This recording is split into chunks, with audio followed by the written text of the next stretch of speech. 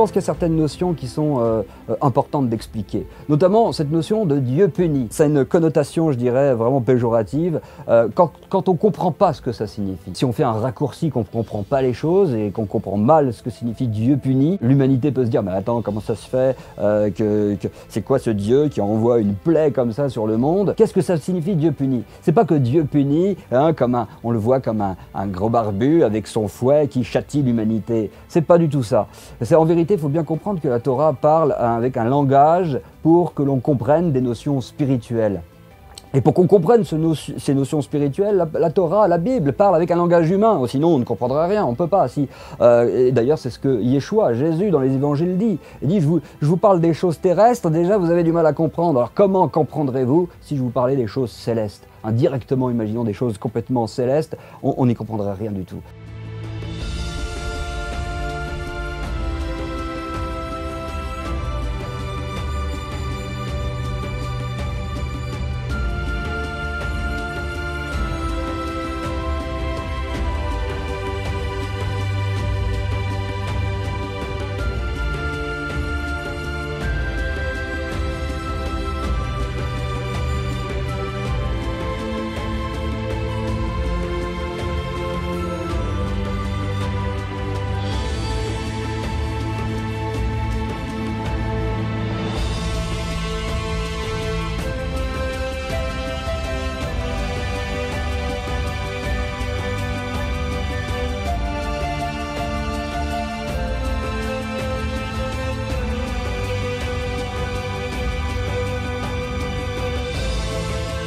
Donc, il faut essayer de parler avec un langage accessible, c'est pas toujours simple. Alors, il y a un verset formidable qui va nous aider à bien comprendre ce que ça signifie, c'est dans Ésaïe 45:7.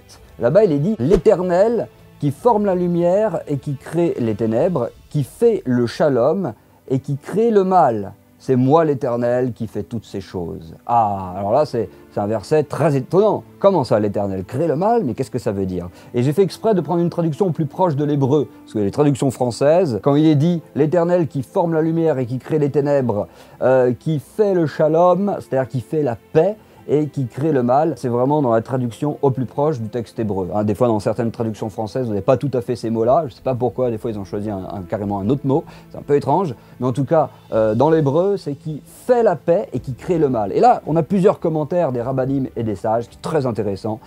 Ça nous dit quoi? Ça nous dit l'Éternel, pour faire le bien, le texte est clair, qui fait le bien, qui fait le shalom, qui fait la paix. L'Éternel est agissant. Il est partie prenante, il est actif, il fait le bien.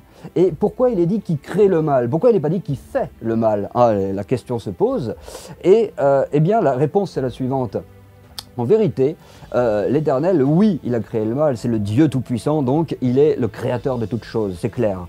Mais le mal, en vérité, pour comprendre, on peut prendre une image.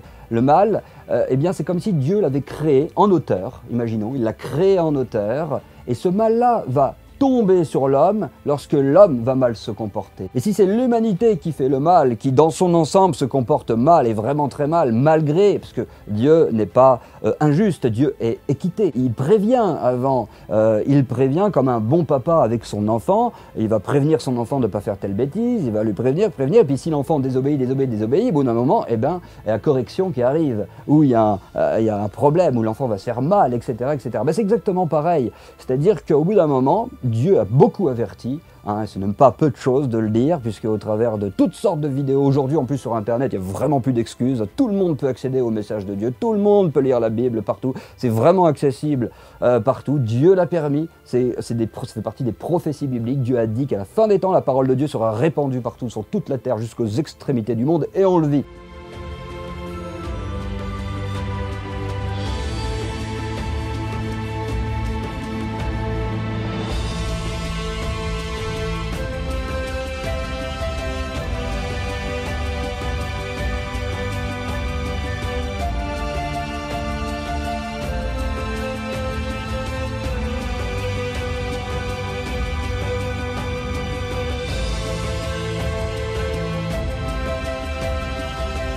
Et donc Dieu avertit de mille façons, et au bout d'un moment, si l'humanité ne veut pas, et ben le mal, hein, c'est pour ça qu'on dit que Dieu crée le mal, il ne fait pas le mal, Dieu, il l'a créé, il a mis en sorte toutes sortes de lois spirituelles d'une complexité infinie qui nous échappent, mais le principe général, c'est que à force de faire le mal, malgré les avertissements, eh bien, ça tombe sur l'humanité. Lorsque l'homme, finalement, eh bien, il va aller contre la loi divine, contre tout ce qui est, finalement, quand on dit contre la loi divine, c'est contre tout ce qui est bon, vertueux, juste, parfait, puisque la loi de Dieu est parfaite, dit David dans les psaumes. C'est très clairement écrit, la loi de Dieu est parfaite.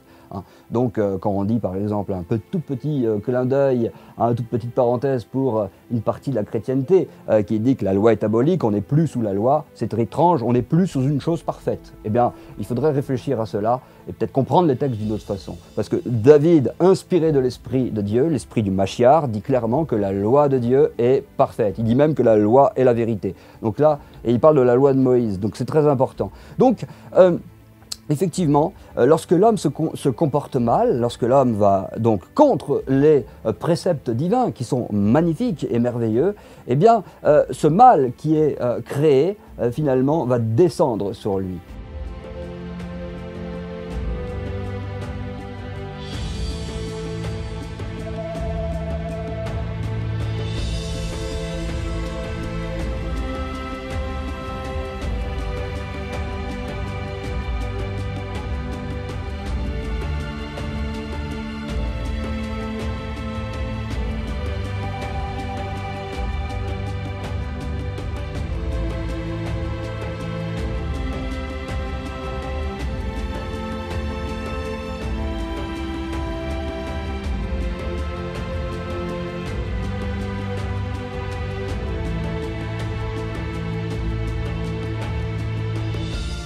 Donc Dieu, il crée le mal, mais finalement, avec toutes leurs sortes de lois spirituelles, dans la justice parfaite de Dieu, au bout d'un moment, ce mal, eh ben, il tombe sur un homme, sur un groupe ou sur l'humanité.